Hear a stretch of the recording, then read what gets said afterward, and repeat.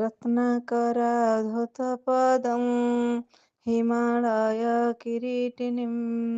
ब्रह्मराजश्रीरत्नाढ्या वन्दे ଭାରତମାତରମ୍।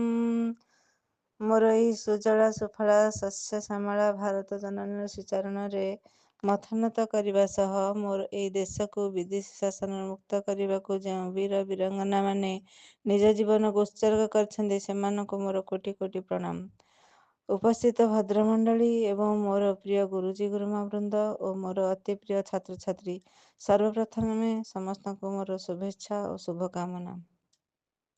ସ୍ୱାଧୀନ ଭାରତର ସନ୍ତାନ ଆମେ, ଏହି ଆମ ଜନ୍ମଭୂଇଁ। ହିନ୍ଦୁ ମୁସଲିମ ଶିଖ ଇସାଇ ସଭି ଆମେ ଭଉଣୀ ଭାଇ। ଆମ ସମସ୍ତଙ୍କୁ ଭଲ ଭାବରେ ଜଣା କି ଆଜି ସାରା ଭାରତ ବର୍ଷରେ ବଡ଼ ଧୁମଧାମରେ ଏହି ସାଧାରଣତନ୍ତ୍ର ଦିବସଟି 76ତମ ସାଧାରଣତନ୍ତ୍ର ଦିବସ ରୂପେ ପାଳନ କରାଯାଉଛି। କିନ୍ତୁ ଏହି ଦିବସଟିକୁ ପାଳନ କରିବା ସହିତ ଏହି ଦିବସକୁ କାହିଁକି ପାଳନ କରାଯାଉଛି, ଏହାର କାରଣ କ'ଣ, ତାହା ମଧ୍ୟ ଜାଣିବା ଅତ୍ୟନ୍ତ ଜରୁରୀ ଅଟେ। 1947 ମସିହା ଅଗଷ୍ଟ ମାସ 15 ତାରିଖ ଦିନ ଭାରତବର୍ଷ ସ୍ୱାଧୀନ ହୋଇଥିଲା।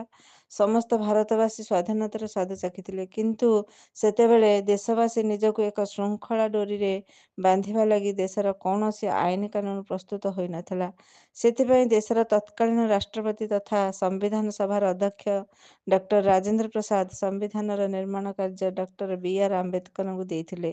ଡକ୍ଟର ବି.ଆର୍. ଆମ୍ବେଦକରଙ୍କର ନେତୃତ୍ୱରେ ଗଠିତ କମିଟି ଦ୍ୱାରା 2 ବର୍ଷ 11 ମାସ 18 ଦିନରେ ଭାରତର ସମ୍ବିଧାନ ପ୍ରସ୍ତୁତ କରାଗଲା। ଏହି ସମ୍ବିଧାନ 1949 ମସିହା ନଭେମ୍ବର ମାସ 26 ତାରିଖ ଦିନ ସମ୍ବିଧାନ ସଭା ଦ୍ୱାରା ଗୃହୀତ ହେଲା ଏବଂ 1950 ମସିହା ଜାନୁଆରୀ ମାସ 26 ତାରିଖ ଦିନ ସାରା ଦେଶରେ କାର୍ଯ୍ୟକାରୀ ହେଲା। ପ୍ରତ୍ୟେକ ଭାରତବାସୀ ଏକ ଶୃଙ୍ଖଳାର ଶାସନ ଡୋରିରେ ବାନ୍ଧି ହୋଇ ନିଜକୁ ନିଜ ହାତେ ଶାସନ କଲେ। ତେଣୁ ଏହି ଦିନଠାରୁ ଜାନୁଆରୀ 26 ତାରିଖ ଦିନଟିକୁ ଗଣତନ୍ତ୍ର ଦିବସ ରୂପେ ପାଳନ କରାଯାଇ ଆସୁଅଛି।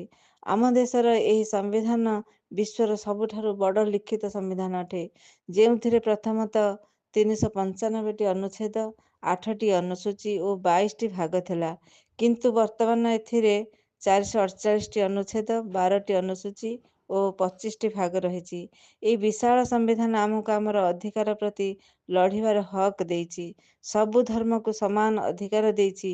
ଏଣୁ ଏହାର ରକ୍ଷା କରିବା ଆମର ପରମ କର୍ତ୍ତବ୍ୟ ଅଟେ। ଜୟ ହିନ୍ଦ, ଜୟ ଭାରତ, ଭାରତ ମାତା କି ଜୟ।